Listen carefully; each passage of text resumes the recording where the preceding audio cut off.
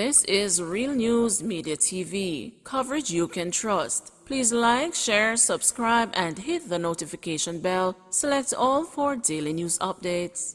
Good evening, my Real News Media TV family. Welcome back to the channel for another news update for April 22, 2023. And in the news this evening, hotel worker killed in Negril crash. A hotel worker died as a result of injuries he sustained in a motor vehicle collision along the Non-Peril Main Road in Negril, Westmoreland on Saturday morning.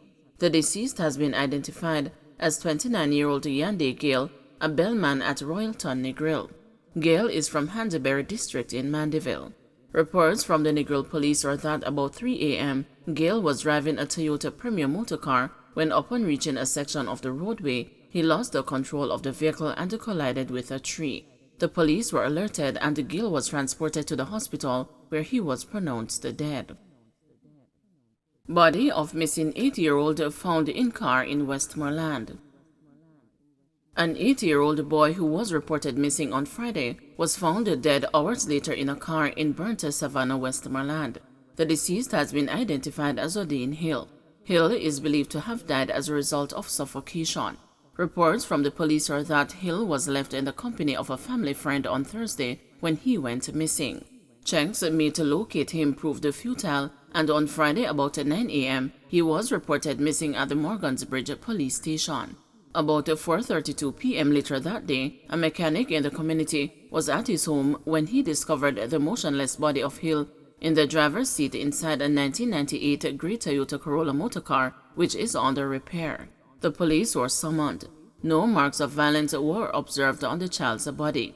Hill was subsequently transported to the Savannah Lamar Public General Hospital, where he was pronounced dead.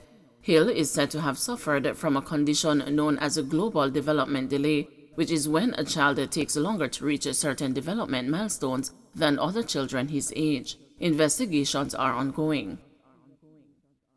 Holness endorses container homes as a viable housing solution. Prime Minister Andrew Holness has endorsed the container homes as a cost-effective solution amid plans to address the nation's housing deficit and redevelop some aging communities. Speaking at the launch of the Kingston Logistics Center Container Homes program on Wednesday, Holness lauded the initiative as a good business prospect, noting that the greatest challenge would be trying to win over the Jamaican public. Holness cited two segments of the housing market where he said affordable and easy to replicate solutions such as container homes were needed, aging and informal communities. Many of the communities were built 50, 60, 70 years ago. They are now at a stage where the buildings have reached their useful life and they are not necessarily providing shelter. The truth is they are more harm to the residents than they provide safety and shelter, said Holness. And then, of course, we have another section of the housing market, which would be the irregularly settled lands right across Jamaica, informal communities. And we have to find an easily deployed solution for those two elements of the housing market. Because time is money and the longer you take to actually build the structure, the more expensive the structure will be, he added. He noted that container housing solutions have advanced significantly over the years, making it an attractive option for home seekers. I know that there are many persons who have lands and they are looking at container solutions. They have seen the container solutions work for offices, in classrooms, etc., Holness said, adding the technology has advanced sufficiently where whatever drawbacks there were for containers, we can now easily deploy them. The National Housing Trust plans to start construction for just over 35,000 homes by 2026, in keeping with the government's plan to provide 70,000 solutions to the housing market within 5 years. Police claim success with Operation Relentless. With no let-up in the push to combat crime in the St. Andrew South Division, a joint police-military team has rooted out illegal weapons, ammunition and criminal suspects during operations staged over the last 4 days. Head of operations at the St. Andrew South Police Division, Deputy Superintendent Coleridge Minto, said the team, which is working under Operation Relentless, found the weapons while conducting searches in Whitfield Town and the Oakland community. We are going after them. We are finding the weapons. the division can report that 3 illegal firearms were taken off the streets in the last 4 days. In the first instance in Whitfield town, one of the weapons was found in the ceiling of a house. The other 2 were found in the bedroom of another dwelling, he said. In the second incident in the Oakland area, 2 male suspects were taken into custody on reasonable suspicion of being in possession of prohibited weapons. 2 Taurus 9mm pistols were recovered, along with 29mm long rounds, he added.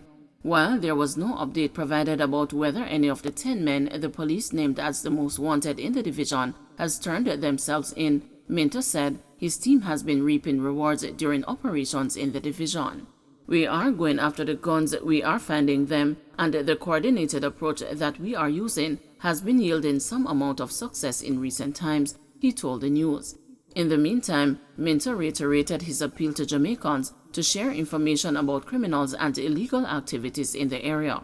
We are reminding them to report if they see persons with illegal weapons, persons who are part of gangs, those who are doing extortions, and to report them to the police and allow the security forces to treat with the matter, said Minto. The police military operation was launched 2 weeks ago, with searches carried out in Greenwich Town and the Whitfield Town communities. Minto underscored that the crime rate in the division continues to trend lower than last year, but said the police are still not satisfied. Data for this time last year, we had 33 murders when compared to 22, a reduction of 33%. Shootings 38 when compared to 33 this year, a reduction of 13%, said Minto. Jamaican man wanted for Westmoreland murder arrested in U.S. The United States Immigration and Customs Enforcement Agency says officers from its Boston Fugitive Operations Team in its Enforcement and Removal Operations Unit have arrested a fugitive who is wanted for murder in Jamaica. I want to commend the excellent work of our team in Hartford for this arrest, said ERO Boston Field Officer Director Todd Lyons, stating that the arrest took place on April 14. Officers with our Fugitive Operations Team arrested this individual, who is wanted for murder in his home country, safely and without incident, he added. This arrest is a testimony to the professionalism our officers maintain while carrying out ERO's important public safety mission. I said ERO officers in Hartford discovered that the unlawful present individual was wanted since May 2022 by law enforcement authorities in the Western Parish of Westmoreland, Jamaica, on charges of murder, unlawful possession of a firearm, and wounding with intent to do grievous bodily harm. In June 2022, U.S. Border Patrol in San Ysidro, California, apprehended the Jamaican man and served him a notice to appear before an immigration judge, ICE said. He was paroled from ICE custody. On April 14, ICE said ERO Boston officers assigned to an ERO Hartford Fugitive Operations Team arrested the subject without incident in Bridgeport. Don't forget to like, share, subscribe, and hit the notification bell. Select all for daily news updates.